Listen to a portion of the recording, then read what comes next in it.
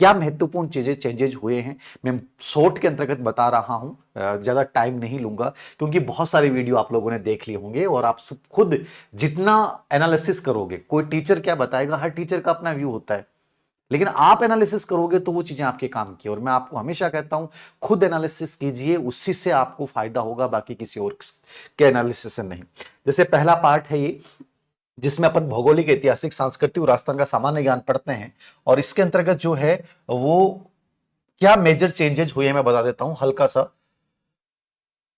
भौतिक स्वरूप, जलवायु, निकासी सेम रखा है, जनजातियां, उद्योग, पर्यटन, प्रमुख पर्यटन स्थल, ठीक है। तो पर्यटन जो वर्ड है इसको कंप्लीटली इन्होंने जोड़ दिया है मेरे अनुसार।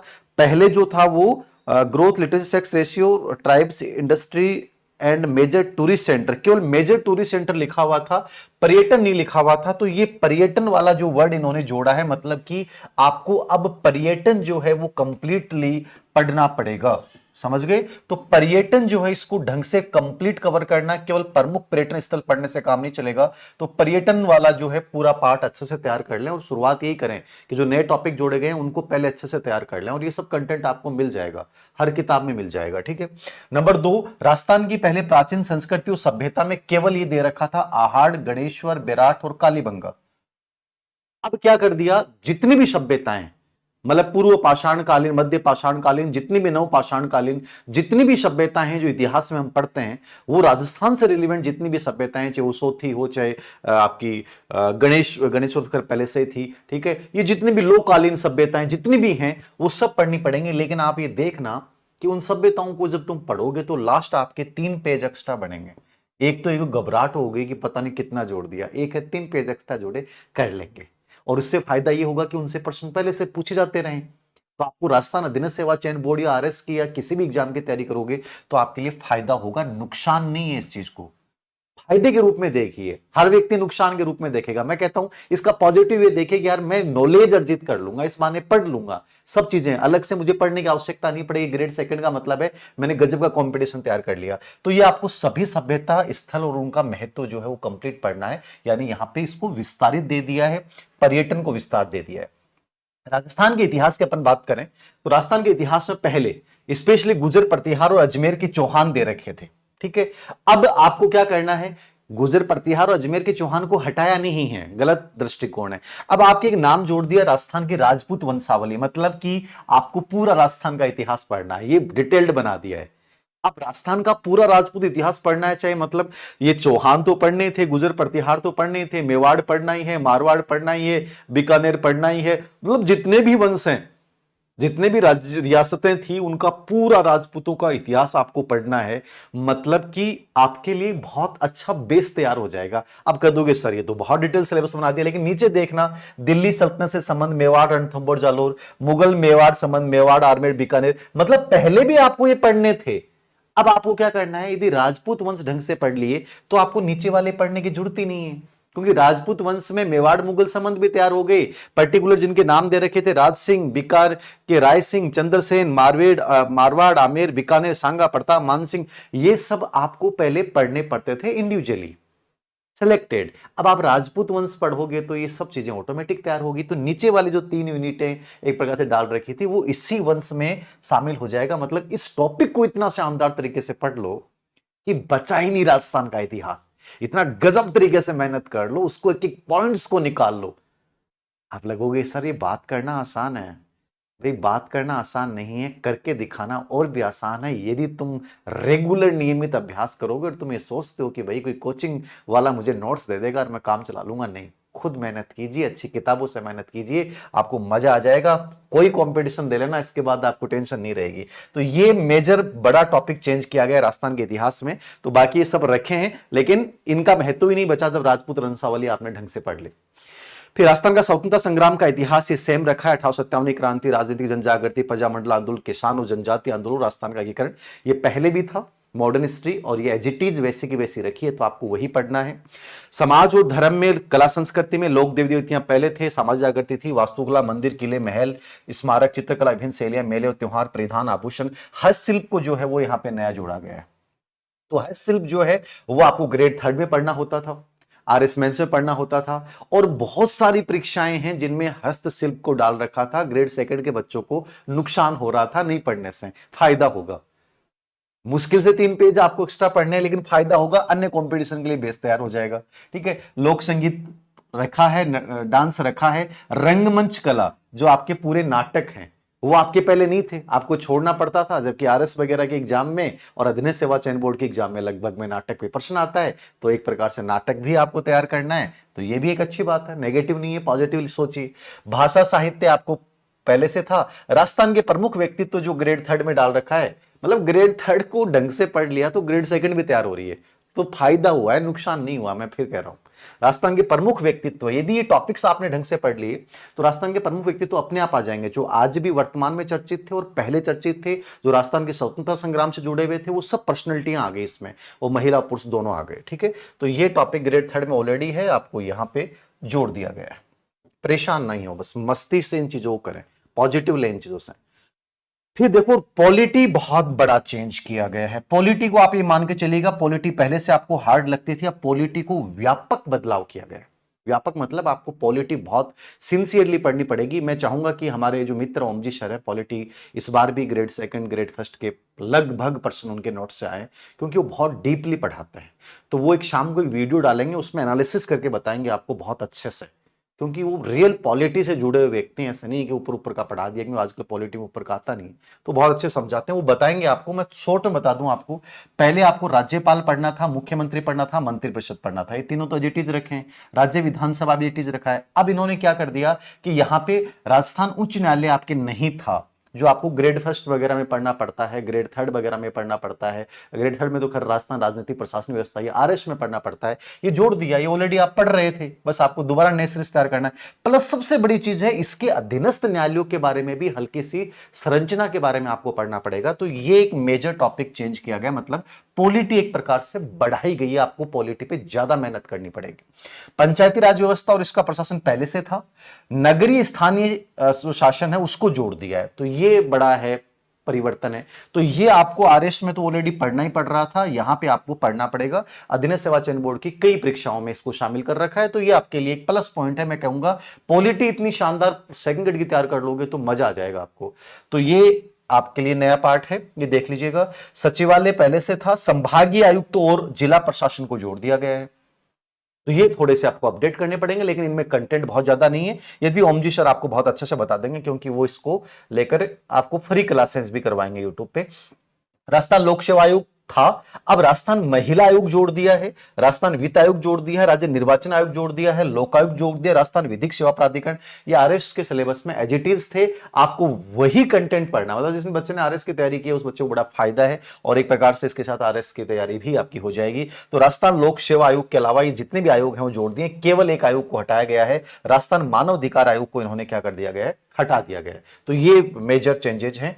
और ये वैसे मैं पीडीएफ टेलीग्राम चैनल जो अपना धीर सिंह धाबाई ऑफिशियल है, इसको आप ज्वाइन कर लीजिएगा, क्योंकि हर इंफॉर्मेशन हम यहीं पे डालते हैं, @DH5AV, ये आप जैसे लगाएंगे आपको मेरा चैनल मिल जाएगा, जिसपे 2 लाख के आसपास सब्सक्राइबर हैं।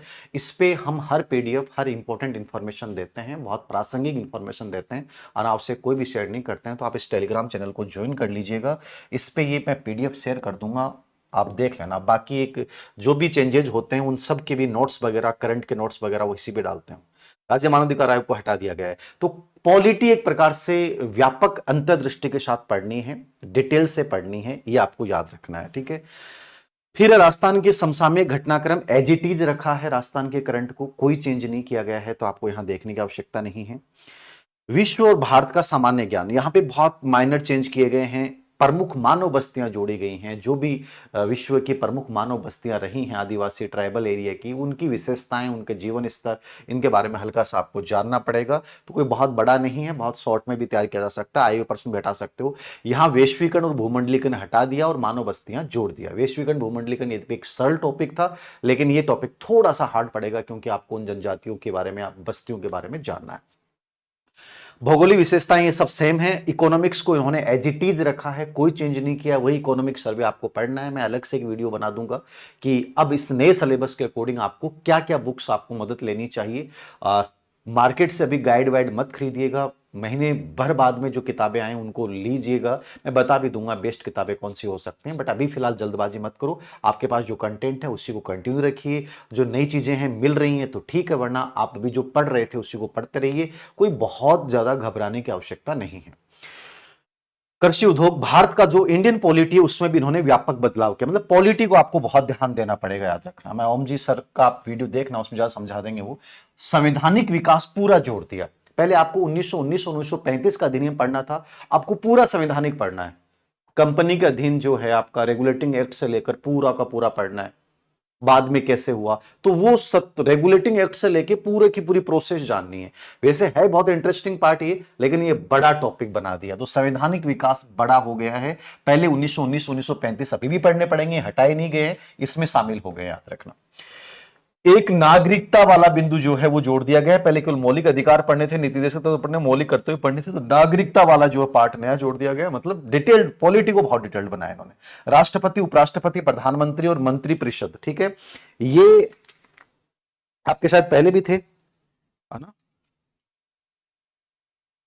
ये आपके पहले भी थे, है ना। Indian economy 1919, Indian constitution, Ambedkar का योगदान, fundamental rights, fundamental duties, directive मतलब state politic, office of Indian president, prime minister, ये था राष्ट्रपति उपराष्ट्रपति। अब यहाँ पे उपराष्ट्रपति को जोड़ा है, पहले सिर्फ राष्ट्रपति था, तो उपराष्ट्रपति को जोड़ देने से नुकसान नहीं हुआ, याद रखना। ये कंपेरेटिव पढ़ते हैं तब जल्दी याद होता है, तो उपराष्ट्रपति को जोड़ देने से नुकसान नहीं है, आप कंपेरेटिव पढ़ना, ठीक है ना।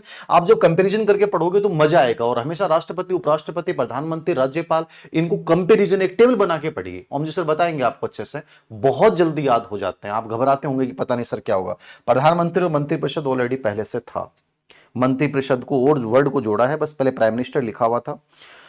पॉलिटिकल पार्टी जो प्रेशर जो ग्रुप थे, दबाव समूह, राजनीतिक दल पहले था, इसको हटा दिया गया है। वैसे बहुत इजी सा टॉपिक था, लेकिन इसको हटा दिया है, और जो हार्ड पार्ट था थोड़ा सा उसको जोड़ दिया गया है, ठीक है। तो ये हटा दिया गया, और ये संसद को जोड़ दिया। अब संसद बहुत बड़ा टॉपिक है भाई, बहुत बड़ा टॉपिक है। सर्वोच्च न्यायालय को जोड़ दिया, सुप्रीम कोर्ट को जोड़ दिया, चुनाव आयोग को जोड़ दिया। तो ये बड़े, मतलब ग्रेड फर्स्ट में आपको फायदा होगा, ग्रेड फर्स्ट ग्रेड सेकंड उस हिसाब से चलने वाले बच्चों के लिए, बट ये टॉपिक बहुत बड़े टॉपिक हो गए, मतलब पॉलिटी को बहुत डिटेल्ड बनाया, ये मान के चलिएगा, बहुत मेहनत करनी पड़ेगी और सबसे अधिक ध्यान देना पड़ेगा। तो दबाव समूह राजनीति इजी टॉपिक था, वो हटा दिया इन्होंने। फिर आगे देखना, भारत की विदेश नीति के सिद्धांत, पहले जो विदेश नीति के सिद्धांत थे स्पेशली, वो केवल नेहरू का था और यूएनओ डाल रखा था। ये दोनों ही बहुत इजी टॉपिक थे। नेहरू में गुटनिरपेक्ष नीति पढ़नी थी, पंचशील सिद्धांत पढ़ना था, आगे कुछ नहीं था।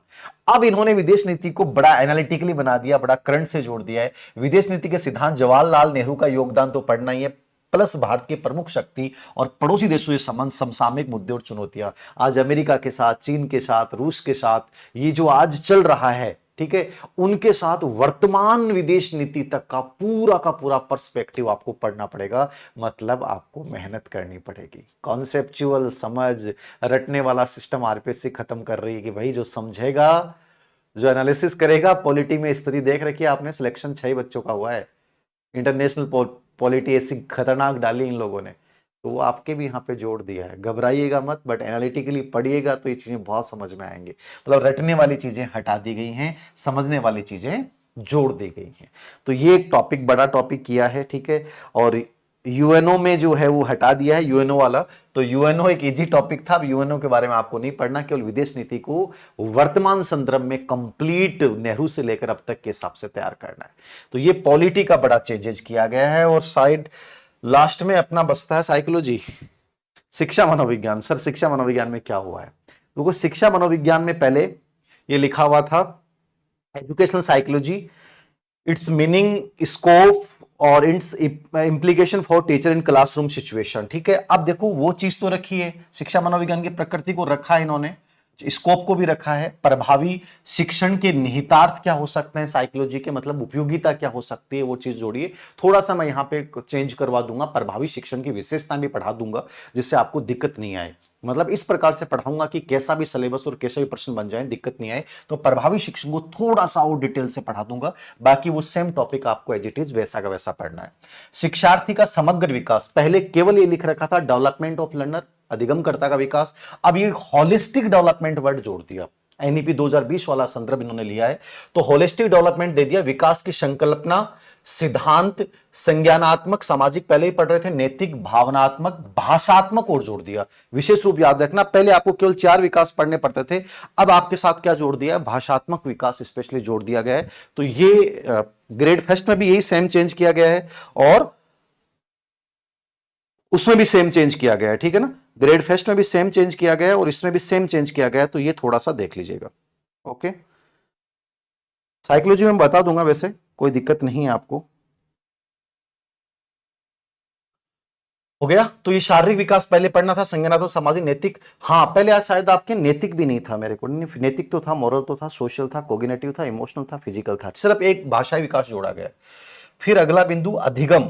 अधिगम में पहले केवल ये लिखा हुआ था meaning, types, different theories of learning, implication, मतलब थ्योरीज के नाम नहीं दे रखे थे। ट्रांस ऑफ लर्निंग ये दे रखा था, मतलब ट्रांस ऑफ लर्निंग वर्ड को हटाया इन्होंने। व्यवहारात्मक नाम दे दिया ग्रेड फर्स्ट वाला, कॉग्निटिव नाम दे दिया, सामाजिक संज्ञानात्मक वाइगोस्की वाला दे दिया, निर्मितवादी दे दिया, सीखने को प्रभावित करने वाले कारक दे दिए, प्रभावी सीखने के निहितार्थ दे दिए, मतलब ट्रांस ऑफ लर्निंग वर्ड को हटा दिया। तो उम्मीद है कि ट्रांस ऑफ लर्निंग से प्रश्न नहीं आएगा, बट फिर भी आपको पढ़ लेना चाहिए, नुकसान नहीं है। मैं इसको और डिटेल से बता दूंगा। व्यक्तित्व जैसा हम पढ़ रहे थे सेम पढ़ना है। अर्थ, सिद्धांत, मापन, समायोजन हमें पहले भी पढ़ना था, समायोजन के साथ पहले लिखा हुआ था मेला एडजस्टमेंट, अब इन्होंने जोड़ दिया है मेंटल हेल्थ, मतलब मानसिक स्वास्थ्य ग्रेड सेकंड में नहीं पढ़ना था, अब मानसिक स्वास्थ्य ग्रेड सेकंड में पढ़ना है, स्पेशली याद रखना। समझ गए आप। तो ये थोड़ा सा देख लीजिएगा, मानसिक स्वास्थ्य नया जोड़ा गया है, तो ग्रेड फर्स्ट वाला टॉपिक यहां पे जोड़ दिया गया। ये मैं करवा दूंगा, जिन्होंने ग्रेड सेकंड के कोर्स ले रखे हैं, चाहे पहले ले रखे हैं चाहे अब ले रहे हैं, आप चिंता करने की आवश्यकता नहीं है, मैं कंप्लीट अपडेट करवा दूंगा, विश्वास रखिए, और बहुत बेहतरीन तरीके से करवाऊंगा। बुद्धि और क्रिएटिविटी में सेम जोड़ा है, बुद्धि क्रिएटिविटी पहले भी था, इंटेलिजेंस क्रिएटिविटी सेम जोड़ा है, कोई नया नहीं है चेंज, सेम का सेम। अर्थ, सिद्धांत और मापन तीनों चीजें वही पढ़नी है। सीखने में क्रिएटिविटी का महत्व ठीक है। भावनात्मक बुद्धिमत्ता पहले भी था और अभ्यास ये शब्द पहले भी था, तो उसका विकास करने का क्या उपाय हो सकता है, तो ये सेम जोड़ा है, इसमें कोई चेंज नहीं है। मोटिवेशन में इन्होंने क्या जोड़ा है, मोटिवेशन में इन्होंने जो चेंज किया है वो देखिएगा। मोटिवेशन, अभिप्रेरणा में अर्थ पहले था, सिद्धांत वर्ड पहले नहीं जोड़ रखा था, याद रखना। पहले क्या जोड़ रखा था इन्होंने मोटिवेशन में, meaning and role of process of learning और अचीवमेंट मोटिवेशन, तो अचीवमेंट मोटिवेशन वाले वर्ड को हटा दिया। मतलब उपलब्धि प्रेरणा पढ़ना है कि नहीं है, पढ़ना तो है, क्योंकि सिद्धांत वर्ड जोड़ दिया, सिद्धांत में उपलब्धि प्रेरणा भी आ गया।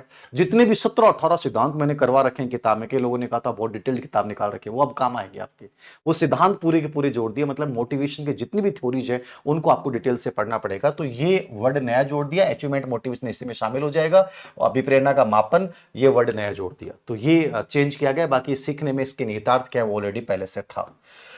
व्यक्तिगत भिन्नता पहले भी था, इसका अर्थ, कारण क्या है, प्रकार क्या है, वर्ग निहितार्थ। अब पहले क्या जोड़ रखा था, 3 बच्चों के नाम जोड़ रखे थे, प्रतिभाशाली, मंदबुद्धि बालक और बाल अपराधी, उन तीनों वर्ड को हटा दिया और इन्होंने इस टॉपिक को और डिटेल्ड बना दिया। वर्ग निहितार्थ का मतलब हो गया सभी बच्चे आ गए।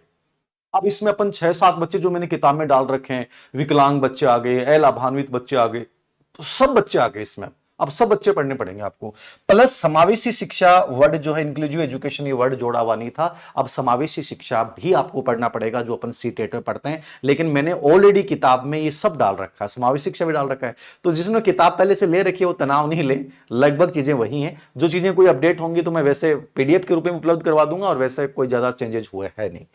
नया टॉपिक जो जोड़ा गया है वो जोड़ा गया है 21वीं सदी के कौशल का विकास, संकल्पना और रणनीतियां, ये नया टॉपिक जोड़ा गया है। जो पहले यहां पे ये था सेल्फ कॉन्सेप्ट, एटीट्यूड, इंटरेस्ट, अभिक्षमता और सामाजिक कौशल, ये जो सामाजिक कौशल वगैरह टॉपिक थे, अच्छे टॉपिक थे, बट इनको हटा दिया। अब इन्होंने क्या जोड़ा है, इन्होंने लर्निंग स्किल जोड़े, जो एनईपी 2020 में हम पढ़ते हैं वो सब जोड़ दिए, जैसे क्रिटिकल थिंकिंग क्या है, प्रॉब्लम सॉल्यूशन क्या है, क्रिएटिविटी क्या है, सहयोगी कोऑपरेटिव लर्निंग क्या है, कम्युनिकेशन संचार क्या है, ठीक है, इंफॉर्मेशन क्या होती हैं, लचीलापन क्या है, नेतृत्व लीडरशिप क्या है, प्रोडक्टिविटी क्या है, सोशल स्किल यहां भी इसमें आ जाएगा, ठीक है। तो ये जो टॉपिक है नए, जो एनईपी 2020 के अंतर्गत हम प्रयास कर रहे हैं कि बच्चों में डेवलप हो, तो ये भी बड़ा इंटरेस्टिंग टॉपिक है, कहीं घबराने की आवश्यकता नहीं है।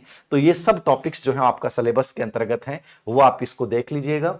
तो ये इंपॉर्टेंट चीजें थी जो इस सिलेबस में चेंज की गई हैं। फिर भी बहुत शॉर्ट एंड स्वीट बोल दूं, घर बुराइएगा मत, आराम से एनालिसिस कीजिएगा, प्रिंट आउट निकालिएगा, नई चीजें जोड़ी गई हैं उनको देखिएगा कि मुझे आगे जाके बहुत बड़ा फायदा होगा, नुकसान कुछ नहीं है। बस मुझे अपने दृष्टिकोण को व्यापक बनाना है, इस रटने वाली अवधारणा से बाहर आके कॉन्सेप्चुअल समझ पे बल देना है। यानी एनईपी 2020 जो आपसे अपेक्षा करती है वही अपेक्षाएं आने वाले टाइम में आरपीसी प्लस जितने भी एग्जाम संस्थाएं हैं वो आपसे अपेक्षा करेंगी। मतलब आपको चीजों को समझना है, होलिस्टिक डेवलपमेंट वाली माइंड सेट आपको क्रिएट करना है। Thank you very much. इसके जीके के कोर्स, टेस्ट सीरीज, कल्याण मित्र बैच सेकंड ग्रेड का और साइकोलॉजी के जो कोर्स हैं उनमें सब अपडेट हो जाएगा। कल्याण मित्र बैच के लिए आपको एक सिलेबस दिया जाएगा, उसके आधार पे बच्चों का चयन किया जाएगा और उस कल्याण मित्र बैच पे हम पूरा वर्क करेंगे ग्रेड सेकंड के एग्जाम तक। ऐसा ही ग्रेड फर्स्ट के साथ करेंगे, तो जल्दी आपका इसको लेकर आ जाएगा। थैंक यू वेरी मच, धन्यवाद।